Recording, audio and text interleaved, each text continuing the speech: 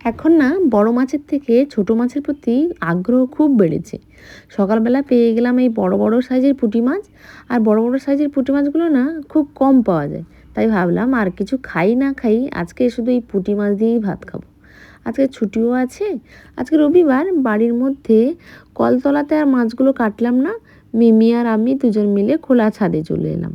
এখন রোদের তাপটাও একটু কম আছে, সকালবেলার দিকে তো, তাই তাপটা একটু কমই হবে। আমার মায়ের বাড়ির ওখানে সবাই কম বেশি ছোট মাছ খেত, তাই বড় মাছের সাথে ছোট মাছটাও প্রায় হতো। ওই জন্যই হয়তো ছোট মাছের প্রতি তখন অতটা না যা খেতে আগ্রহ ছিল। এ বাড়িতে আবার ছোট মাছ বলতে প্রায় চিংড়ি মাছটাই সবাই বেশি ভালোবাসে, তাই পুঁটি মাছটা খুব কমই হয়। আর তাছাড়া আজকাল ছোট পুঁটি মাছ ছাড়া বড় পুঁটি মাছ খুব কম পাওয়া যায়। এর জন্যই হয়তো পুঁটি মাছের প্রতি আগ্রহটা আমার আরও বেড়ে গেছে। মাছ কাটার পর মিমিকে খেতে দিয়েছি সেমাইয়ের পায়েস। ও আবার এটাকে বলে চাউমিনের পায়েস বা কাঠি লম্বা লম্বা পায়েস, ও যা ইচ্ছা বলে।